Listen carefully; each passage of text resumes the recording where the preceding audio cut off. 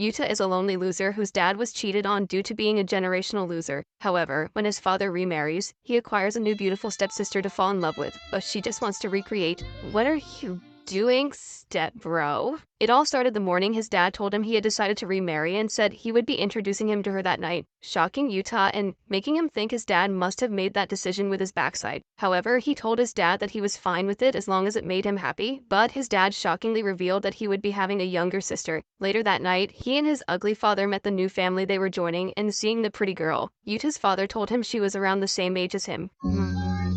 Bro just watched in silence because he had never sat that close to a pretty girl in his life. A few minutes later, while they were at the drink bar alone together, she told him that she was relieved because she had thought the dude she would be living with looked like Gyoko, surprising him. They soon stepped out to the corridor and Saki told him there was something she wanted to discuss with him. Yuta got curious about what it was, and she said that when they began living in the same house, she would not clap him. And he shouldn't expect such a thing either.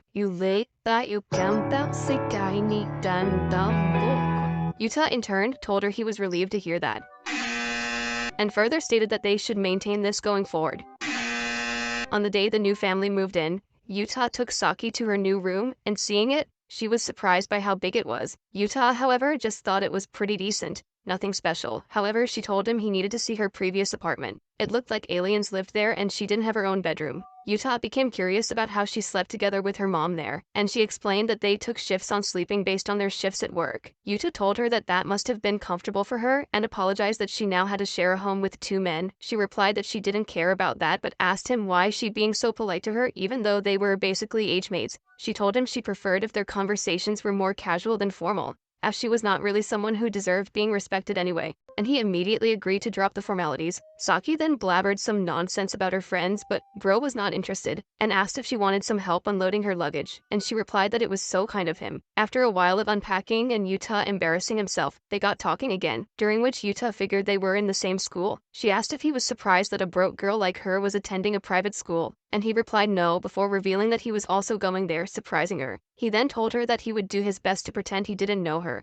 but Saki replied that she didn't give a heck about what he chose to do. However, she paused and said that it would be better for him if they did that, leaving him wondering what she meant. Later at work, his coworker, Yomuri, perceived a girl's scent from his body and began teasing him if his lonely face had finally gotten a girlfriend, but he became embarrassed and revealed he had a new stepsister. However, this only made her tease him more as she asked if he would be remaking the "my stepsister milked my sausage corn" scenario, but he got embarrassed and told her to shut her mouth. He added that it wasn't really the time for him to be entertaining thoughts like that, but he wondered how the heck they were supposed to act like brother and sister without getting freaky. When she sees his concern to remain righteous like Luffy recaps band, she advised him to just act naturally. He got home later that night, and seeing her, he announced he was home.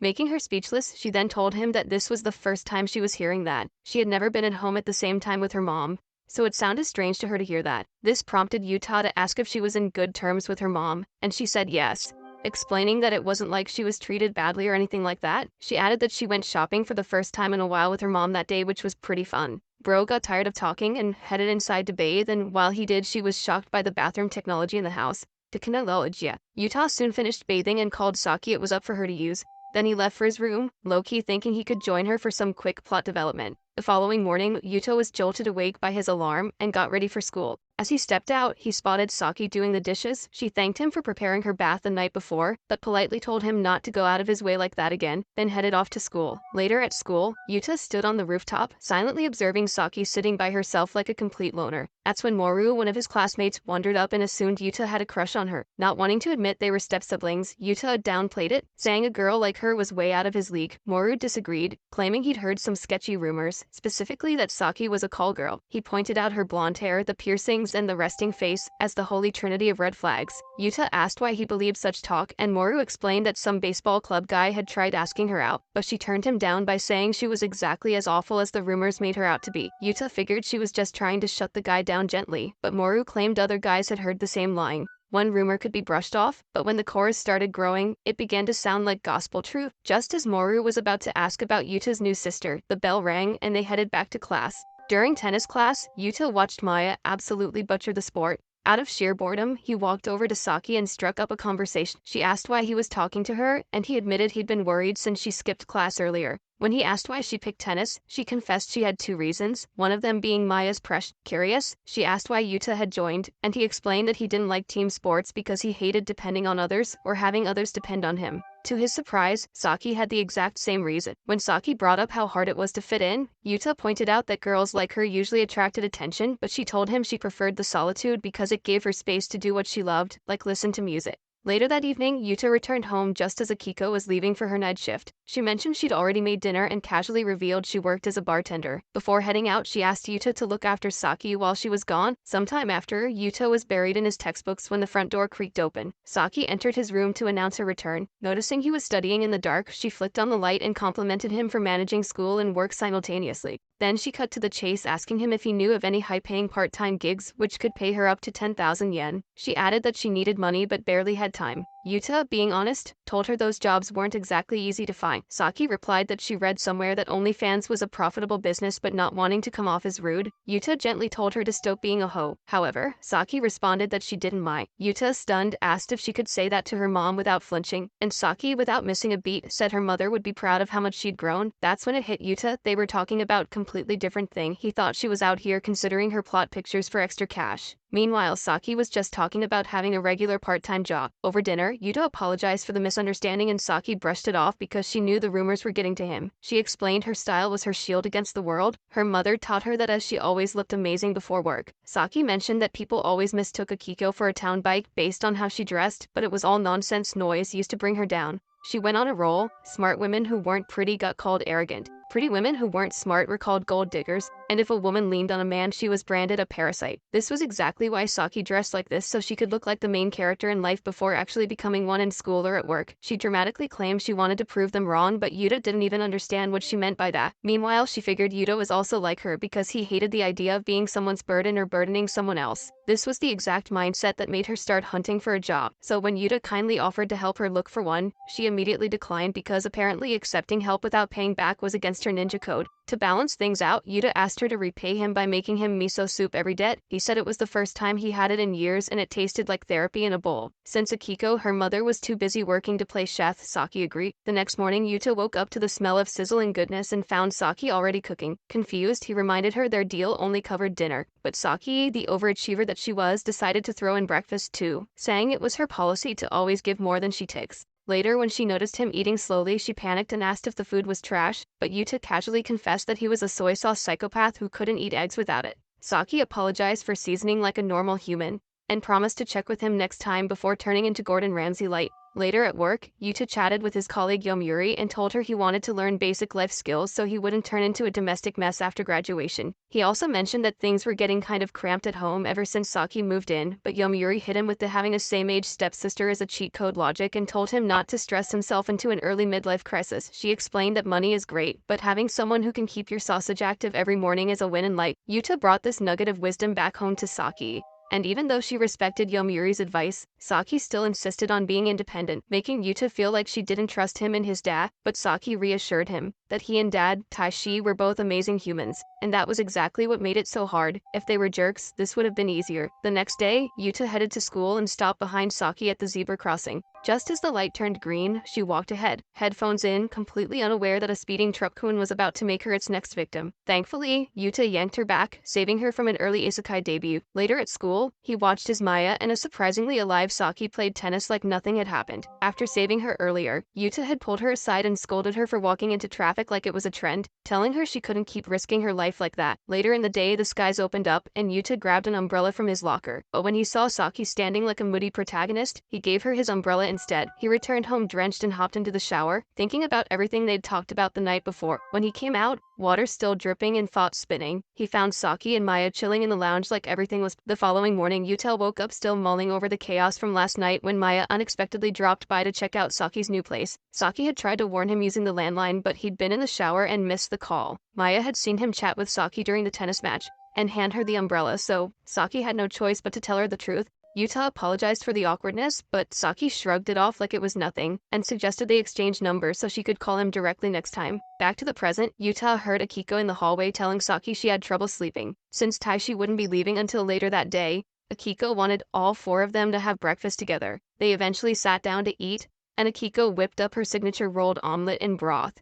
Yuta liked it, so Akiko nudged Saki to try making it next time. Saki wasn't confident in her cooking skills, but when Yuta said he was perfectly fine with regular fried eggs, she agreed to give it a shot, if the spirit moved her. After breakfast, Yuta helped with the dishes and casually asked about the laundry situation. Akiko said she preferred handling it herself, pointing out that women's clothes were sensitive and could get ruined if washed carelessly. Before Yuta left for school, Saki decided to walk with him and apologized for assuming he had no clue how to do laundry. She also confessed that she low-key thought he belonged to the alphabet based on the feminine energy he gave off, but he told her he had a fully functioning pipe, which he would love to insert in appropriate places. He assured her he didn't do anything remotely close to that, but Saki couldn't wrap her head around how his eyebrows looked that good. Yuta claimed it was all thanks to alpha male genetics, as he'd never had them groomed in his life, which left her half jealous, half impressed. She apologized again for misjudging him, but Yuta told her not to stress, saying humans act on impulse sometimes. She added that unchecked bias turns into prejudice, but Yuta believed self-awareness fixes most of it. He thought Saki was the type to reflect and grow, which caught her off guard. As he asked what was wrong, she walked past him saying he understood her a little too well, and that comment sat with Yuta all day like it rented space in his mind. Later, when he got home, he spotted Saki's undergarments hanging to dry in her room. Before he could even think of doing something stupid with his downstairs brain, Saki popped up behind him like a jump scare, and he bolted out of the room. At work, he got a text from Saki calling him out on the earlier incident. When he returned home, she brought it up again, though this time with a softer tone. She offered him cocoa as a peace offering and explained that looking at her underwear might have been a reflex. Still, she believed Yuta was the kind of guy who could reflect and learn from that. Once he perked up, she started teasing him with some wild questions like whether he ever thought about stealing her panties. Yuta played along, saying the urge might have been there, but urges and actions weren't the same thing. However, Saki, not really pleased with that response, cut the conversation short, telling him she'd already had dinner and dipped into her room. The following day, during a gym, Maya came up to Yuta and asked if something had happened with Saki because she'd been acting cold all day. Concerned, Yuta texted her later, but got a flat no hours afterward. That night, over a quiet dinner, the vibe was off. Yuta broke the silence to apologize for not finding her a job yet, and told her she didn't need to cook for him in the meantime. But Saki barely responded and gave him passive replies. However, after her bath, Saki got frisky and snuck into the hallway while Yuta was in his room reading. She quietly opened his door, flipped off the lights, and left him blinking in confusion. Then she stripped and walked toward him, asking if he'd be down to jiggle her jello, as all his actions since she moved in have made her develop some feelings for him. But then, Yuta called out her behavior for mimicking the very type of woman he couldn't stand, the ones who would use their body to lure a man. He knew she didn't want to be seen that way and told her that if her goal was to prove people wrong,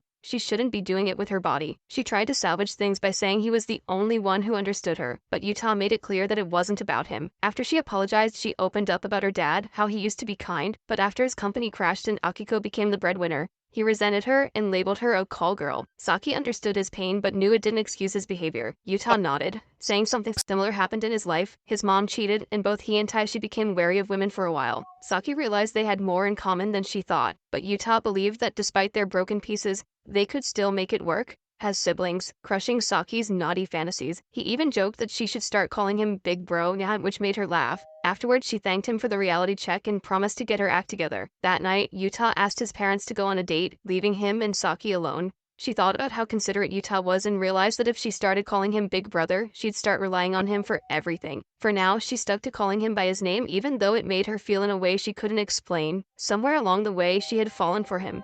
And now, every night she lay in bed restless, knowing that for someone who wanted independence, catching feelings for her stepbrother was hella inconvenient.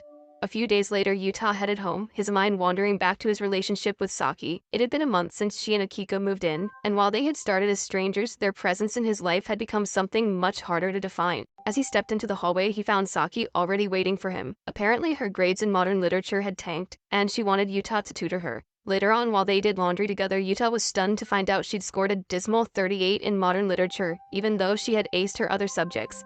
She confessed that reading people wasn't her strong suit, which Yuta found ironic, considering she practically lived like an emotional sponge. He pointed out how she always tried to understand him and met him halfway, but Saki disagreed. She claimed she only compromised because she couldn't understand his feelings. She admitted that if she failed the subject, she'd have to take summer classes, effectively crushing her dream of landing a job.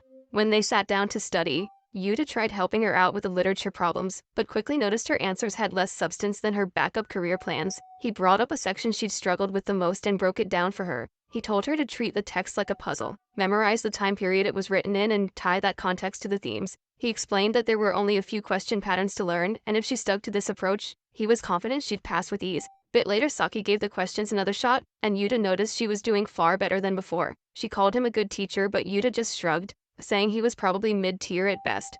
The next morning, Yuta woke up to find Saki still poring over her books. As he reached for toast, she insisted on making breakfast for him. Yuta told her to stick to her revision as he needed her to ace that retest. Later at school, Yuta was busy dumb scrolling on TikTok when Maya caught him in the locker room and crept up to his face. She started sniffing him dramatically and called him Oni-chan. Much to his annoyance, he wanted to keep things with Saki under wraps. When he asked Maya why she seemed so hyped today, she revealed that she had just wrapped up her exams and was ready to unleash all her pent-up stress. She proudly declared that she scored a total of 808 points, so no retest for her. Yuta was taken aback. He'd never scored that high in his life. Maya didn't waste a second gloating. Like it was her life's mission, she revealed she'd kept a 90% average all through high school. So Yuta asked if she could help Saki with modern literature. He had done everything he could, and if Saki still needed help, she'd need someone like Maya. Maya caught on. Yuta genuinely cared about Saki. She told him she always played chill background music while studying, and maybe that could help. The weekend hit, and Yuta's stress levels spiked because customer complaints multiplied like roaches, and he was ready to lose it. Yomiuri reminded him to be polite, but Yuta pointed out that she was always ranting about the customers when no one was listening. Just then, their boss walked by, and Yomiuri flashed a customer service smile, making Yuta realize how much of her real self she hid from others. When rain started pouring, Yuta decided to head out but found Yomiuri slouched over the desk, drained. She griped about the air conditioner being slow and her back aching from lifting books. She half-jokingly asked if Yuta would nurse her back to health, and when he ignored her, she slipped into a faux wife mode, complaining about her husband walking out again. Eventually, she convinced him to stick around and talk. He shared how Saki was struggling and how he'd been trying to find the right kind of study music for her. Yomiuri, who always had her earphones in at work, offered him her playlist. On his way home, he listened to it and ended up sharing it with Saki. He told her the music came from Yomiuri, and Saki went off about how Yomiuri was not only beautiful, but also had great taste in music. Yuta added that she also had a quirky side. After dinner, he admitted he'd been taking too much from Saki lately, so offering this music was his way of giving something back. When she moved to clear the dishes, Yuta stopped her and told her to stay focused on studying. They said goodnight, and Saki quietly retreated to her room. On the weekend, Yuta rose from the dead a little too late and found his folks already having breakfast without him. Akiko casually said that Saki was still knocked out cold upstairs, apparently because she had been pulling an all-nighter trying to cram her brain with knowledge. Akiko got worried that her daughter was going to catch a cold from sleeping with her belly button on display, but who could blame Saki? The sun was working overtime that day. Later at work, Yomiuri discovered that a particular book had sold out faster than Burger, and now there weren't enough copies to even bless the shelf. Turns out, she actually liked the book, and Yuta, being the library nerd that he was, told her that the book even got its own movie. Apparently, the story followed a dude who saw a chick in a park hugging an ancient violin like her life depended on it. When some shady grown men started chasing her down like loan sharks, the guy didn't even think twice and just joined her on this interdimensional escapade to find out what made that violin so important. Yuta, in full nerd mode, suggested they place the remaining copies facing outward on the shelf to milk attention. That's when Yomiuri casually dropped a sad bomb that the movie was getting yeeted from theaters the next day, since Yuta had plans and couldn't make it. She asked him if he wanted to go with her after their shift that night, and dude said yes. Yomiuri lit up like a Christmas tree and told him to let his family know, but when Yuta mentioned texting his parents, she gave him the side-eye and told him to hit up Saki instead, or risk being hunted down. That evening at the cinema, Yomiuri asked for a Diet Coke like she was some fitness guru, and Yuta couldn't help but chuckle at how stereotypical she was. Then she asked for caramel popcorn, so he got her a giant tub like a proper gentleman. She assumed it was for both of them, but Yuta told her he didn't eat during movies and handed it over like a donation. When she insisted, he gave in and took a handful. The movie began after that, and after an hour and 30 minutes of wasted time, it ended.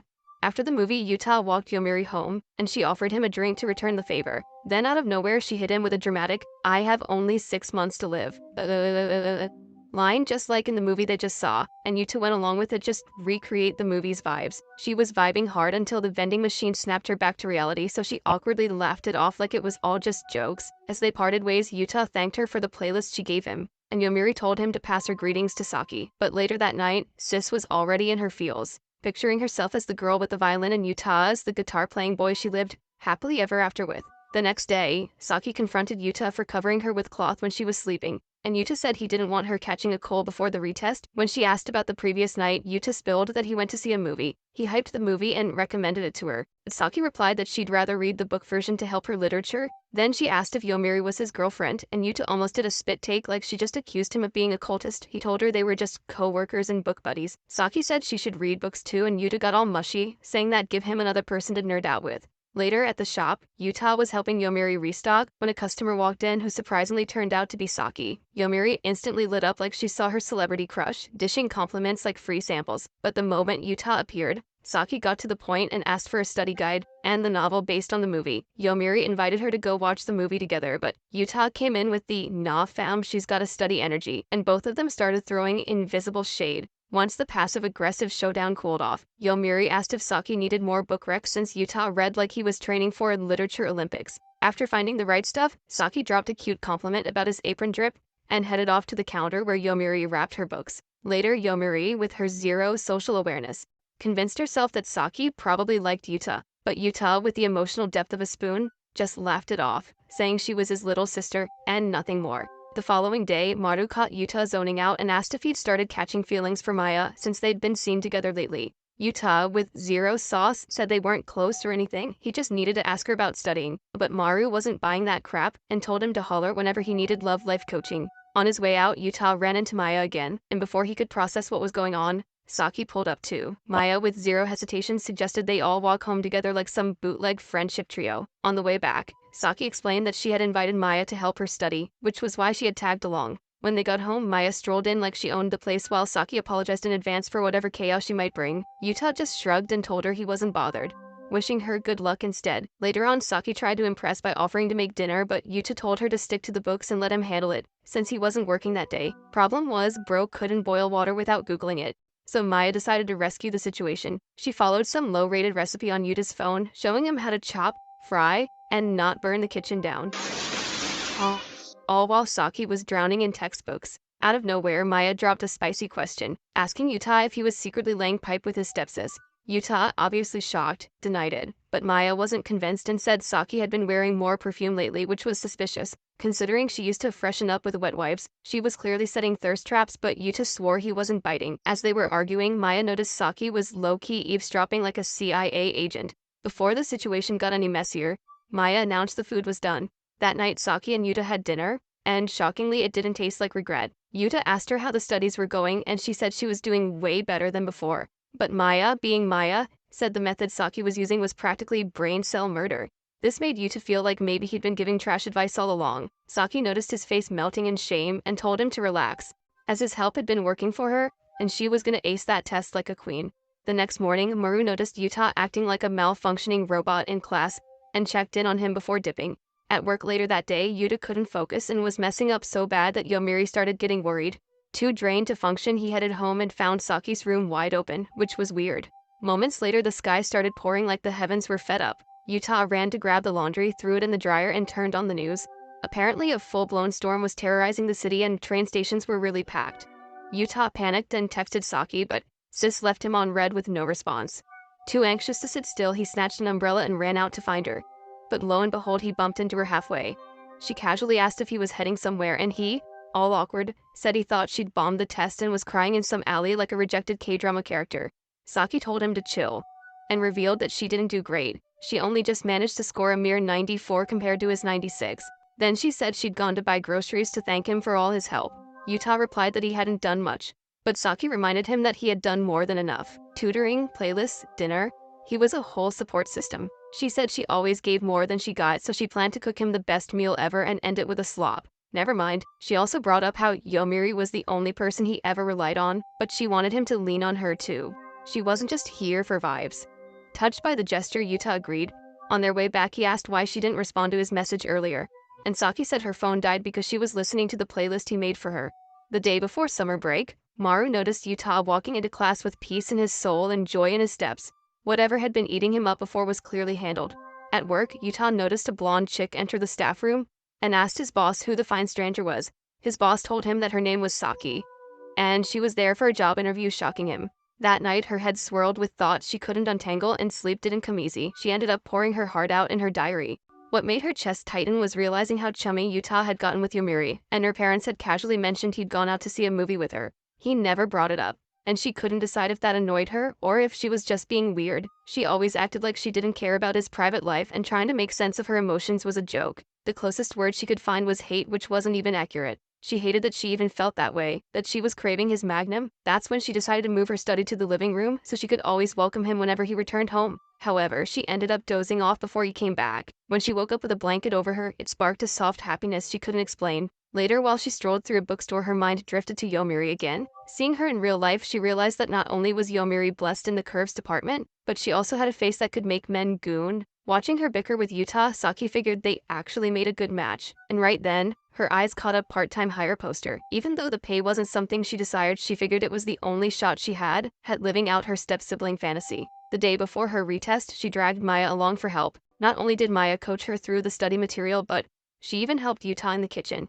The next day, Saki passed her retest and went to a quiet park to soak it all in. She admitted to herself that without Yuta and Maya, she would have flunked hard. Now that her academic crisis was behind her, summer was hers for the taking. So, she decided to apply for that job at Yuta's workplace. She considered doing a mock interview at home but bailed on the idea because having Yuta around made everything awkward. She knew he'd question why she picked that exact place, but she had no real answer. That evening, it started raining and she ended up running late. She bumped into Yuta on her way back but chose not to spill the beans about the interview. To deal with the guilt, she promised herself she'd cook something awesome that night. She also pulled the classic excuse that her phone died, and she got held up at the store, but lying didn't sit well with her. It ate at her till bedtime, twisting her thoughts into something uglier than she wanted to admit. There was one word that described what she felt, and she wasn't sure if she had the guts to write it down. The interview turned out great, but now she dreaded facing Yuta as it felt like things would shift. Still, she was a little relieved too, knowing she could finally stop lying. She let out a long breath and admitted that her thoughts were as dumb as they come. Maybe it was time to stop letting emotionally unstable one-brain cell thoughts run the show. Thankfully, no one would ever read her diary, so she could document her meltdown freely. That night, before drifting off, she made a promise to herself to lock that diary away and shove it deep into a drawer forever. The following morning, the family sat around the table having breakfast. Taishi noticed that Saki and Yuta were still calling each other by their last names. Akiko threw in a joke about Saki calling him Big Brother, but both of them agreed it sounded forced and weird. After breakfast, Yuta mentioned he'd be heading to work around noon. Taishi told him not to overdo it as summer break was on, and since he had no plans, he should at least enjoy the downtime. Yuta casually admitted he didn't have friends to hang out with, though he pointed out that Saki had a few schoolmates willing to tolerate her nonsense. Later, Saki popped into his room to clarify that Maya was her only friend, and even that was kind of a stretch. The only reason Maya kept coming over was to check out her oddball stepbrother. Still, Maya was chill and knew how to give space, and Yuta realized that Saki, like him, enjoyed solitude. Later on at work, Yuta and Yomiuri watched Saki struggle with shelving books. Yomiuri nudged Yuta to help her out, and he eventually located the misplaced book she'd been hunting for. On their way home, she asked how he found it so fast. He explained it had been released a while ago, so it didn't belong with the new releases. She was impressed, but he deflected, saying Yomiuri was even faster at this stuff. As they passed a boutique, Saki mentioned that fall was around the corner, but Yuta disagreed, citing the unbearable heat. She pointed at mannequins dressed in autumn wear and realized Yuta had the fashion sense of a sleep-deprived gremlin. I can't take this off. The next day, Taishi was tinkering with the AC when Yuta came by asking about Saki. Akiko said she'd stepped out. Apparently, she didn't do well in hot weather. It reminded Akiko of Saki's younger days when she'd throw ice cream tantrums during summer. Those meltdowns had stopped when she hit middle school, but Akiko kind of missed them. Later, Yuta was buried in a book when Maru called and asked if he was going to the pool with Saki and Maya. Turned out, Yuta didn't even know about it. That night, Saki and Yuta walked home together after work. Yuta complimented her on picking things up quickly, then casually he asked if she was invited to the pool too. That caught her off guard.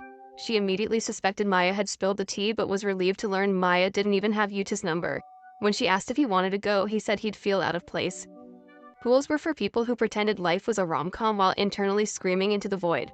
Saki confessed she wasn't planning on going either, so he didn't need to. Back at home, she retreated to her room and finally admitted to herself that jealousy was knocking on her door. The next day, Akiko headed to work when the sound of a little human crying pulled her back to memories of when Saki was little. She remembered Saki demanding ice cream, and to get her to leave, she had promised to make a delicious beef stew for dinner. As they made their way home, Akiko had asked Saki where they should go the following week, and without missing a beat, Saki had excitedly said, "Pool."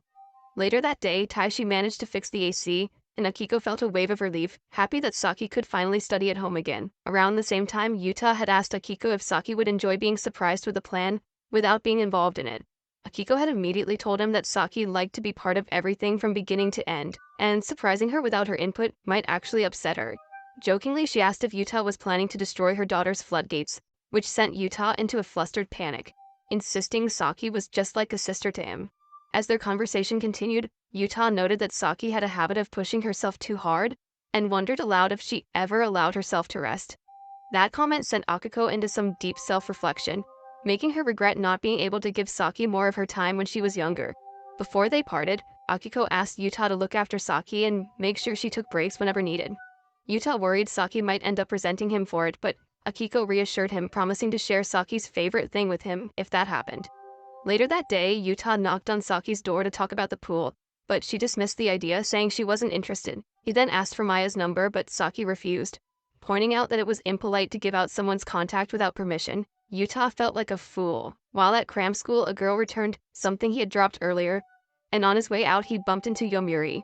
They ended up walking together. Curious, Yuta asked who she had been talking to, and Yomiuri explained it was one of her college professors. Apparently, they'd been locked in a heated debate, but she joked that now that Yuta was here, things would be better. She claimed teasing him was her special energy boost and leaned into him. Out of nowhere, Saki appeared and misread the situation, assuming Yuta and Yomiuri were more involved than she had thought.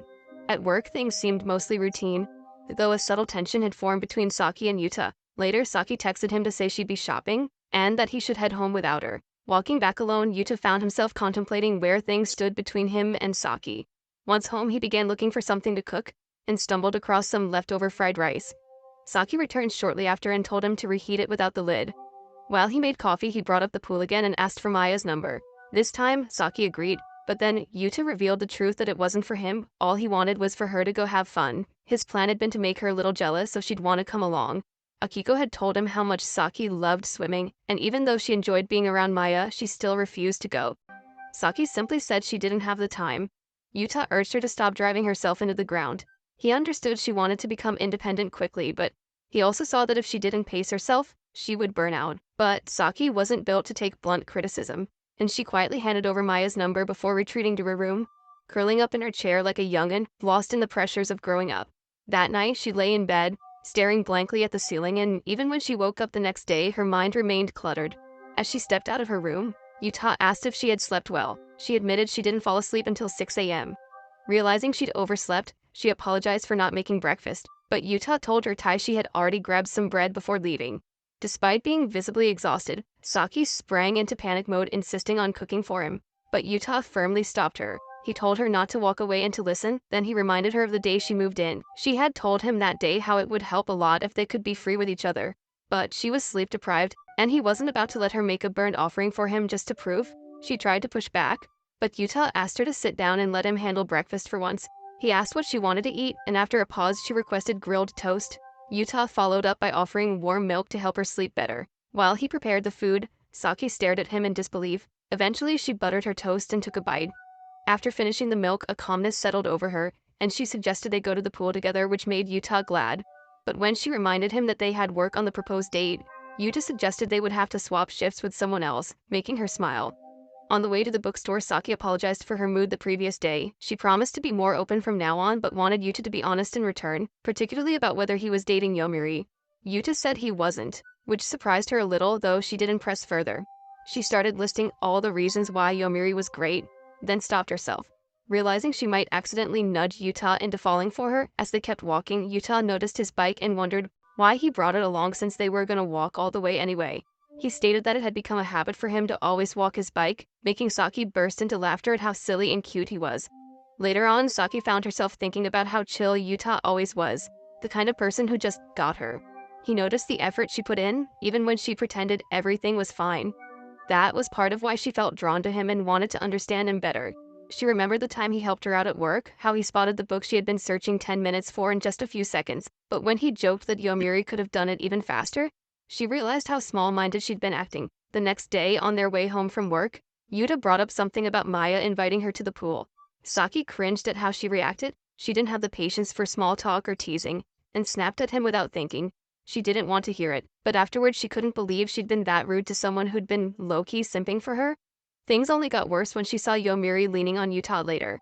Saki wore a fake smile the rest of the day. She couldn't help but admire Yomiuri's long hair. It honestly did fit Yuta's quiet vibe. It made her wonder if he had a thing for girls with longer hair, and that's when she started comparing herself. She thought back to what Yuta had said the night before, telling her to go have fun at the pool. She didn't get why he cared so much, but she couldn't forget the look on his face. It reminded her of her mom, back when she once suggested they go to the beach and her mom shut it down, worried they couldn't afford it. In her head, she imagined a world where she and Yuta were real siblings, playing together at the beach. Just picturing it made her heart feel warm, and that's when the desire to go to the pool really kicked in. While heading there, she zoned out and thought about a childhood trip to the zoo with her mom. She'd been obsessed with a hippo, and Akiko bought her a hippo plushie she loved to bits. Then, she got distracted by the way the sun made specks of light flicker on her hands through the window. Back in the present, the same light pattern caught her attention again. This time, she slowly closed her hand, as if to acknowledge she couldn't hold on to the past forever. As they approached the pool, Saki started to feel insecure, unsure if she'd even fit in. She looked at how effortlessly Yuta connected with people, but thanks to him, her entire day shifted. For once and forever, Saki genuinely had fun. She noticed how, instead of trying to stand out, Yuta was just quietly cleaning up, removing leftover swim rings from the pool. Nobody even noticed what he was doing, but Saki did. She admired how selfless and kind he was, even when no one gave him credit. When Saki finally sat down beside him, she complimented him for everything he'd done. That's when he opened up a little, saying he didn't like being the center of attention because he was scared he'd mess it up. But what he didn't realize was that his presence had totally changed Saki's mood. She felt so lighthearted that she got in the pool and joined the others without hesitation. Watching her splash around and laugh, Yuta remembered all the times she'd smiled around him. It hit him then, she was beautiful. And before he even knew it, a small part of him had started liking her. On the way back, Yuta chatted with his friends, but his mind kept circling back to one thing: how his messed up family life had given him a jaded view of relationships.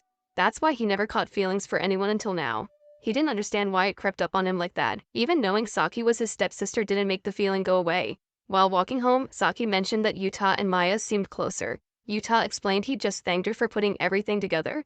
Then, Saki quietly thanked him, saying she'd always loved pools and had fun that day. Because of him, there was a moment of silence. Yuta was about to say something important, but a sudden burst of fireworks cut him off. Both of them paused to watch. Then Saki turned to him and said he was really thoughtful. She admired that about him. She noticed the small things he did for others, and that was enough reason for her to call him a big brother for the very first time. No, God, please, no. Yuta was caught off guard, but also relieved. It snapped him out of the dangerous thought he'd had earlier, about giving her some back rhythm along the way. As they walked home, he felt guilty. She looked up to him like a real older brother, and here he was, catching feelings. After parking his bike, he stood there for a minute, trying to calm himself down and figure out how he was going to act normal back at home. What he didn't know was that Saki felt the same way. She was fighting it, telling herself they were supposed to be siblings. She was doing everything she could to push those feelings down. But deep inside, she knew, if Yuta took even one step in her direction, she'd fall apart instantly. The next morning, she woke up to find that her parents had taken a day off to spend together. She mentioned that she and Yuta had also taken 2 days off work, which meant all 4 of them would be around. Seeing how happy Akiko looked, Saki quietly locked her diary in the drawer and tossed the key into the canal. She couldn't risk breaking what they had as a family. Later that day, Yuta woke up annoyed that he'd missed cram school, but Taishi casually told him he did it on purpose. He just wanted Yuta to relax for once. Akiko thanked him for taking Saki to the pool, genuinely happy that her daughter had such a caring older brother. Right after that, Saki returned home and Akiko pulled out her phone to show Yuta something. But Yuta's jaw dropped when he saw that Saki had cut her hair. Now it was gonna be even tougher for him to keep his magnum in check. Saki, meanwhile, made a silent vow to never write in her diary again, just in case Yuta ever decided to read it. She couldn't completely erase her feelings, but she promised herself she'd live like his sister and not like some girl with a crush. The following day, Maya had taken the lead in organizing a school cafe and asked her classmates to draft a budget covering snacks, beverages, and disposable supplies. After the discussion wrapped up, she dismissed the class. As everyone began to leave, Saki checked her phone and saw a message from Akiko. One of the guys, Shinjo, suggested they hit a karaoke spot, and Maya extended the invite to Saki too. However, she declined politely, citing some errands she needed to take care of. What she didn't know was that Shinjo looked visibly disappointed by her refusal. On her walk back, Saki found herself reflecting on her relationship with Yuta. To her, step-siblings started out as strangers, and more often than not, remained strangers indefinitely, unlike siblings connected by blood. But lately her outlook had begun to shift, as she had been wishing he could just find her stuck in the washing machine. Once home, she saw Akiko getting ready for her shift and asked why she had urgently texted her earlier. Akiko explained that she had something to share about the upcoming parent-teacher meeting and wanted to say it face-to-face instead of over text. She asked how things had been with Yuta at school, to which Saki replied that nothing much had changed since they were in different classes. Akiko then mentioned that Taishi had been really busy lately and hoped Saki could cover the meeting for both of them. She couldn't afford to miss multiple days from her bar job, so she asked if Saki would be okay having both sessions on the same day. Right then, Yuta walked in from school, and Akiko brought him up to speed on the PTM situation.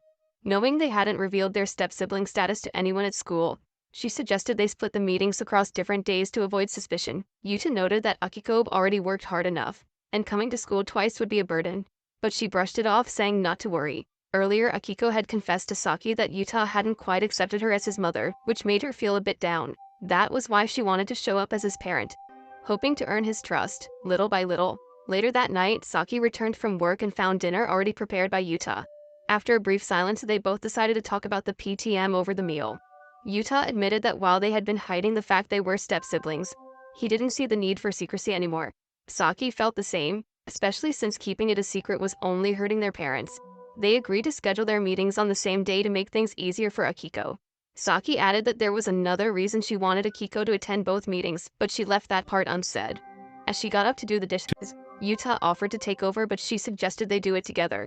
As they washed, they chatted about random things that, in some odd way, brought them closer as siblings. Deep down, they both acknowledged each other as step-siblings, but for the first time since meeting, it felt like they might want to do things only done in Alabama. The following morning, Taishi asked Yuta if he was truly okay with the arrangement. Yuta told him he and Saki had made the decision together. Taishi pointed out that Akiko had always wanted them to become a real family, and this gesture might just mean a lot to her. Soon after, Saki woke up and apologized for not preparing breakfast, but Taishi urged her to just sit and eat with them. Saki then showed Yuta a text from Akiko saying how happy she was about their decision. As Yuta headed out to cram school, he couldn't help but wonder if Akiko could truly become the mother figure he had never really let in. Later that day, Yuta confided in Maru, telling him that he and Saki were step-siblings. Maru apologized for previously describing Saki like some OnlyFans model, and also for assuming Yuta had a thing for her. He admitted that they seemed to be doing just fine as siblings. Meanwhile, back in class, Maya and her group were lounging around when Shinjo floated the idea of hanging out again later that month. He suggested bowling, but Saki turned it down, saying she had to study. He quickly shifted gears and proposed a library study session instead. Maya, whose parents were never home on weekends, said they could all come over to her place instead. Later on, as Yuta was grabbing his things from his locker, he overheard Maya and the others chatting with Saki. It made him quietly happy. At work, Yomiuri noticed his gloomy expression and pointed out that he and Saki had been working separate shifts lately. In her usual playful tone, she asked if he missed her, and teased him to spill the tea. Yuta claimed it had nothing to do with Saki and that he was just her stepbrother. Wanting to lift his mood, Yomiuri mentioned an open campus event her college was hosting and invited him to come. She swore he'd feel better surrounded by hot girls in the area. Before he remembered, she went to an all-girls college. Later that day, he helped a girl out and realized she was the same one he'd seen at cram school before. She asked if he still attended, and Yuta said he only went on weekends now. She introduced herself as Kaho, but quickly left so she wouldn't interrupt his work. That night, Taishi was happily munching on some miso soup Saki had made, and remarked that Yuta would definitely love it too. Elsewhere, Saki was drying her hair and waiting for Yuta's return while reminiscing about the day they spent at the pool. When it got late, she left the meal under a food cover with a note and retreated to her room. She thought about how the best way to create space would be to stop making him dinner, but somehow that felt more like cutting ties than simply giving space, and she wasn't ready for that. On the morning of the PTM, the family had breakfast together while Akiko ran through her schedule one more time to ensure she wouldn't miss any of the meetings. Both meetings were spaced just 20 minutes apart, so she knew rest would be a luxury today. She needed to be up by 2 a.m., and since the house would be empty around that time, Taishi promised to call and wake her. Later on, Yuta waited outside the library for his turn when Maya approached him and said Saki had gone back home. Apparently, she forgot something and decided to use the opportunity to wake her mom too. While they waited, Maya asked Yuta if he had feelings for Saki. He instantly denied it, saying they were siblings now. But Maya reminded him that not long ago they had been total strangers, so catching feelings wouldn't be unheard of. When Yuta firmly insisted there was nothing romantic between them, Maya cheekily asked if she could pair Saki with someone else then. She hinted that someone already liked her, and Yuta casually told her she didn't need his permission to play matchmaker. Eventually, Akiko showed up to attend Yuta's meeting. On the way to the room, she asked him if he had ever met Saki before they became step-siblings, but Yuta said he couldn't remember. Once inside, his tutor praised Yuta's progress, saying he was well on track to getting into top Tokyo universities if he kept it up. The tutor commended Akiko for raising such a good student, and before she could correct him, Yuta chimed in with appreciation, saying he was thankful to her. After the meeting, Saki arrived and saw Akiko practically in tears, hugging Yuta tightly, clearly overwhelmed with joy at his words. Next, Akiko sat in on Saki's meeting. Her teacher confessed that at first she thought Saki might be one of those pick-me types, but after getting to know her better, she realized Saki was just a sweet girl who enjoyed dressing up. When asked what kind of college she wanted to attend, Saki said she preferred somewhere affordable yet valuable in the job market. The teacher suggested Tsukunomiya Women's College, despite its prestige, because she believed Saki had a shot if she worked hard. Saki looked uncertain, but the teacher encouraged her to attend the open campus and see for herself. As they walked home, Akiko asked Saki what her plan was, and Saki said she'd check out the college the following day. The two walked side by side with Akiko looking especially thrilled about what the future might hold. The next day, Saki arrived at the college and bumped into Yomiuri, who lit up the moment she saw her. Since there was still time before the sample lecture, Yomiuri offered to show her around. But then Professor Kudo appeared, and Yomiuri quickly mentioned that Kudo would be giving the ethics lecture today. One glance at Saki's anxious face, and Kudo decided to drag her straight to her office like she'd just picked up a stray kitten. Once inside, Kudo admitted she had already heard from Yomiuri that Saki had developed feelings for Yuta. According to societal ethics, that was problematic, and she wanted Saki to be honest about her emotions. Saki hesitated, saying she wasn't even sure how she felt. Meanwhile, back at cram school, Yuta ran into Kaho, and they started chatting on the way out. Both were feeling a bit hungry, so they stopped by a convenience store for lunch. Back in Kudo's office, Saki tried to explain everything that had happened over the last 3 months, but Kudo couldn't make sense of it. She found it odd that a girl who cared so much about appearances would aim for such a highly academic institution. Saki admitted she wasn't much of a scholar but believed this college could lead to a stable job, which would help her build the life she wanted. Kudo saw that Saki was constantly torn between presenting herself one way and being someone else inside. The more she fought with herself, the more she yearned for affection and acceptance. Kudo even joked that Saki seemed like the kind of girl who'd drop to her knees to thank someone for holding the door open. Meanwhile, Kaho was telling Yuta how she initially thought he was trying to hit on her. She was ready to shut him down, but he turned out to be so boring she wasn't sure if he hated small talk or just didn't vibe with her. Kaho revealed that she went to night school and often stopped by the arcade afterward, so people made all sorts of assumptions about her, but Yuta thought she was just a regular girl. Kaho realized he was the type who didn't pass judgment until he fully understood a situation. Back at the office, Kudo mentioned how Saki often latched onto the first person who showed her real understanding. That was likely why she fell for Yuta. She advised Saki to branch out and meet more people who might truly see her. If, after all that, she still wanted to be with her stepbrother, then those feelings were real and deserved to be treasured. With that, they both left the office and headed to the classroom where Kudo gave her lecture on ethics. Meanwhile, Kaho asked if Yuta wanted to hang out again, and he said he'd be in the study room the next morning. Kaho suggested they have lunch together then, and Yuta agreed, half hoping for something a little extra. He asked why she didn't grab the rice ball from the store earlier, and she replied that the seaweed stuck to her teeth, which she found annoying. That night, Saki told Yuta about meeting Yomiuri and the eccentric professor at the college. She mentioned getting into a debate with the professor that left her mentally drained, but she enjoyed the experience. Yuta asked if she planned on going again the next day, and Saki said she would. It might help her figure herself out.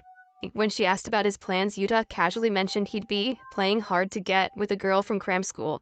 Instead of getting jealous, Saki was genuinely happy for him. Yuta, in turn, felt relieved. Saki had found her direction, and he'd found someone to talk to. A few days later, Saki found herself in a group study session with her friends, where a subtle shift in her mindset took place. Instead of focusing on memorizing the correct answers, she began to understand the importance of learning how to arrive at them. She reflected on how simply solving textbook questions didn't guarantee improvement in a subject. In those moments, it became clear that sometimes leaning on others was the only way forward. She remembered what she had picked up from Yuta, that it was okay to recognize one's limitations, to ask for help when needed, and to return that help when the opportunity came. She acknowledged that people weren't mind readers. If she kept her feelings to herself, it would be unfair to everyone else. Yet, despite this awareness, she realized she wasn't even being honest with herself, especially with someone who deserved to hear the truth the most. Later on, she headed to the convenience store with Shinjo to pick up some snacks. On their way, they ended up talking about his little sister. By a strange twist of fate, Yuta happened to spot them through the window of a restaurant he had gone to with Kaho. The stunned expression on his face didn't go unnoticed. Kaho remarked that the same look had crossed his face the previous day, as if he were trying to escape something. She concluded that Yuta hadn't come to cram school for academic reasons,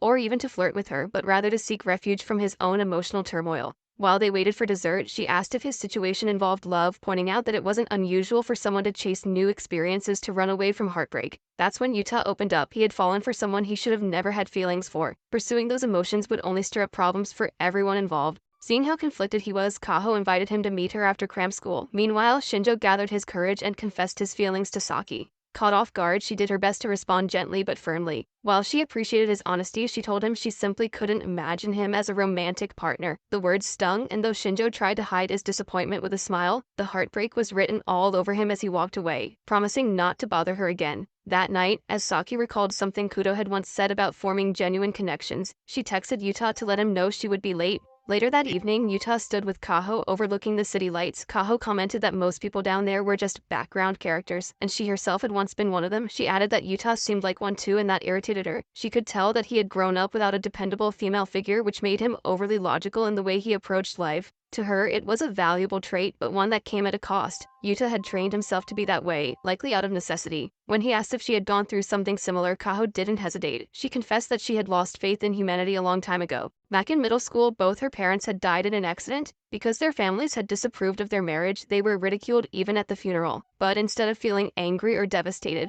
Kaho had felt a deep, hollow resignation. In the end, her aunt couldn't bear to see her left all alone. She took Kaho in and encouraged her to make peace with her emotions. Recognizing the storm she kept bottled up inside, although Kaho acted indifferent, her aunt saw through the facade and helped her process her pain. Kaho believed that Yuta was carrying similar emotional baggage, but he hadn't accepted it yet. He could lie to himself all he wanted, but if he didn't confront his feelings, they would eventually consume him from the inside out. The next morning, Yuta and Saki were having breakfast together. When he mentioned seeing her the previous day, he explained that he had been at a nearby restaurant and saw her walking with a guy. When she asked who it was, he revealed it had been Shinjo. Saki then asked why he'd come home so late the night before. Yuta said he had been out walking. She assumed he was with Yomiuri, but he corrected her. He had met someone new. This person had helped him come to terms with his own feelings, and now he wanted to sort some things out. Without any warning, Yuta dropped the truth. He had feelings for her. Saki froze, thinking he must be joking, but she quickly realized he wasn't the type to say something like that to mess with her. After confirming he was serious, Saki tried to rationalize it, saying it might be because he'd grown up without much interaction with the opposite gender. She suggested that maybe his affection was just a strong bond toward her as his sister. Still, it became too overwhelming, and she quietly retreated into her room. Yuta, weighed down by the confession, couldn't sit with the silence any longer and gently knocked on her door. After a while, she opened it. Without a word, she pulled him in and held him close. She told him she was okay with it. She thanked him for having the courage to say what was on his mind, admitting that keeping it in would have crushed him eventually. She said she wanted to be there for him, to embrace him if that helped, and hoped he'd do the same for her whenever she needed it. They both agreed not to make things difficult for their parents, so they reached a compromise. They confessed that it made them jealous to see the other spend time with someone else. Saki said such jealousy could exist even between siblings, which was why they had to keep up the appearance of being just that. Brother and sister to the outside world, whatever they felt had to be carried in secret. When Saki couldn't hold back her tears anymore, Yuta gently comforted her and promised they would work through everything together. Just the day before, they were practically strangers. Now they were living proofs that Sweet Home Alabama could be replicated anywhere in the world. Give this video a thumbs up if you enjoyed it. And if you want another recap like this, we suggest you watch this video right here.